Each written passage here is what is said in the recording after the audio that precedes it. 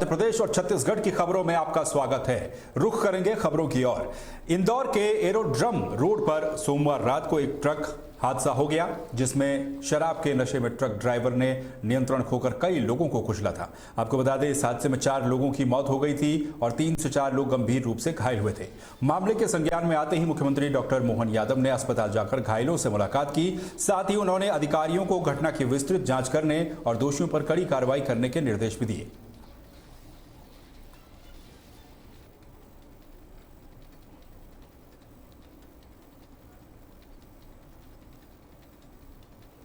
मुख्यमंत्री विष्णुदेव साय ने छत्तीसगढ़ में पर्यटकों को बढ़ावा देने के लिए और स्थानीय समुदाय को सशक्त बनाने के उद्देश्य से एक महत्वपूर्ण पहल की शुरुआत की है। उन्होंने जसपुर जिले के 5 गांवों में सामुदायिक पर्यटन के तहत होम स्टे की शुरुआत की, जिससे पर्यटकों को छत्तीसगढ़ की समृद्ध संस्कृति और प्राकृतिक सुंदरता का अनुभव करने का मौका मिलेगा।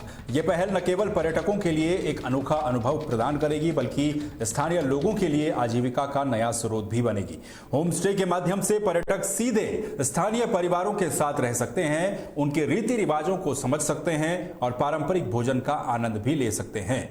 मुख्यमंत्री विष्णुदेव साय ने इस अवसर पर कहा कि छत्तीसगढ़ में पर्यटन की अपार संभावनाएं हैं। उन्होंने जोर दिया कि सामुदायिक पर्यटन ग्रामीण क्षेत्रों को आत्मनिर्भर बनाने की दिशा में एक प्रभावी कदम होगा। यह पहल राज्य में पर्यटन को एक नई दिशा देगी और छत्तीसगढ़ को देश के प्रमुख पर्यटन स्थलों में से एक के रूप में स्थापित करेगी।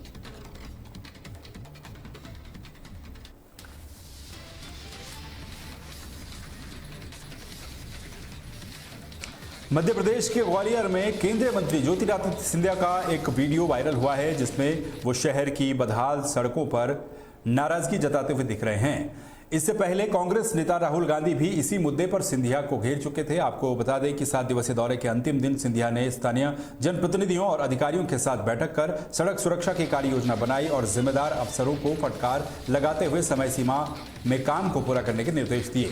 हालांकि बैठक में स्थानीय सांसद भारत सिंह कुशवाहा की गैर मौजूदगी चर्चा का विषय रही, जिससे राजनीतिक सरगर्मियां और तेज हो गई।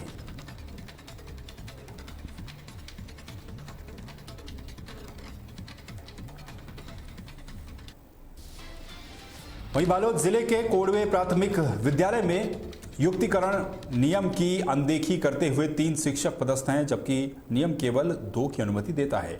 वहीं अभिभावकों का कहना है कि बच्चों से टॉयलेट साफ करवाने, झाड़ू पोछा और बर्तन धोने जैसे काम करवाए जाते हैं। खासकर एसटी वर्ग के बच्चों को निशाना बनाया जा रहा है, जिसके बाद अभिभावकों ने चेतावनी दी है कि दोषियों पर कार्रवाई नहीं हुई तो आंदोलन किया जाएगा। की स्थिति यह है कि यहाँ पहली से लेकर 5वीं तक सभी बच्चों को एक ही क्लास में बैठाकर पढ़ाया जाता है। क्या शिक्षक पहली के विषय को पढ़ाता होगा या तीसरी की या 5वीं की? यह सबसे बड़ी विषय है।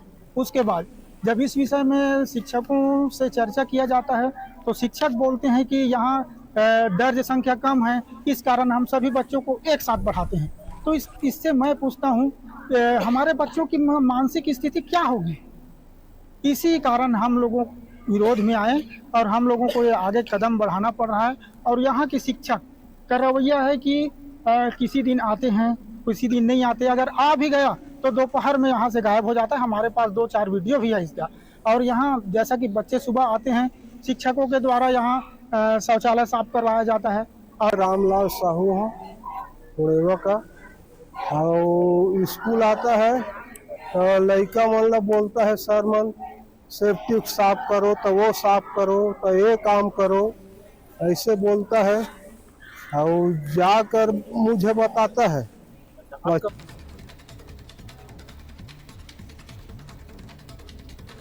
महासमुंद के बागबाहरा में एक युवक के द्वारा भालू को कोल्ड ड्रिंक पिलाने का वीडियो सोशल मीडिया पर वायरल हो रहा है, जिसके बाद वन विभाग ने जांच कर बिलासपुर के तखतपुर निवासी करण धूरी को गिरफ्तार कर लिया है। उसके खिलाफ वन्य प्राणी संरक्षण अधिनियम 1972 की धारा 9, 52, 51 के तहत कार्रवाई की गई है। वहीं वन अधिकारी लोकनाथ ध्रुव ने बताया कि किसी भी वन्य प्राणी को अनैतिक रूप से खाना या फिर पेय पदार्थ देना अपराध है। जिस तरीके से व्यक्ति ने यह काम किया है उस पर अब कार्रवाई की जाएगी। हमारे द्वारा जैसे संज्ञान में आने पर हमारे उच्च अधिकारी के निर्देशानुसार हमने संबंधित व्यक्ति के जो इंस्टाग्राम में डाले हुए थे उसको ट्रेस करके पतासाजी करने का प्रयास किए। और क्या उन्हें गिरफ्तार कर लिया गया? हाँ, हमने हमारी टीम के साथ मैं स्वयं बिलासपुर गया हुआ था। वहाँ के संबंधित अधिकारी से चर्चा करने के बाद ही हमने उनको यहाँ बागबारा न्यायालय में प्रस्तुत करने के लिए अपने साथ ले आए। इन धाराओं के तहत क्या कार्रवाई कर रहे हैं? वन्य प्राणी संरक्षण अधिनियम 1972 की धारा 9 38J के तहत कार्रवाई कर न्यायालय में प्रस्तुत। महासमुंद के नहर में पिलेश्वर साहू की नृशंस हत्या का मामला पुलिस ने सुलझा दिया है। आपको बता दें कि मृतक 5 साल से अपनी पत्नी और बच्चों को छोड़कर बेमचा निवासी देवकी बघेल के संबंध में था। वहीं 9 सितंबर को गुस्से में देवकी बघेल और उसके बेटे ने पिलेश्वर साहू को रस्सी से बांधकर चाकू से मार दिया और शव को नहर में फेंक दिया, जिसके बाद मामले का खुलासा होने पर दोनों आरोपियों को न्यायिक रिमांड पर भेज दिया गया है।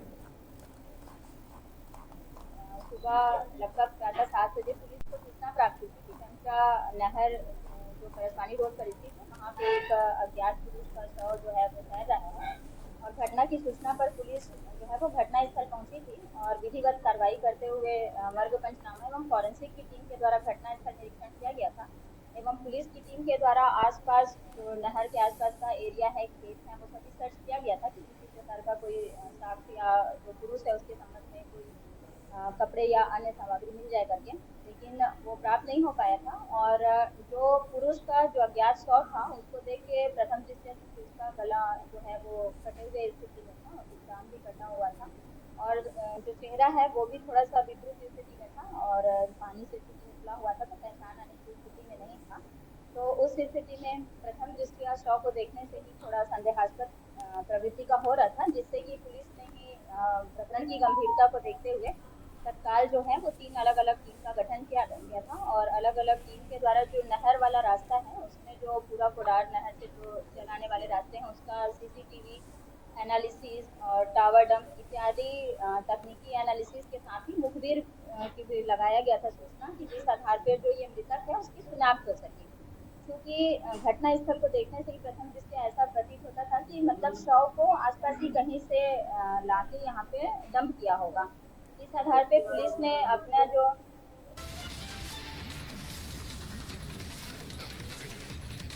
मध्य प्रदेश और छत्तीसगढ़ की खबरों में फिलहाल के लिए बस इतना ही। बाकी खबरों के लिए आप बने रहिए तहलका डिजिटल के साथ। नमस्कार।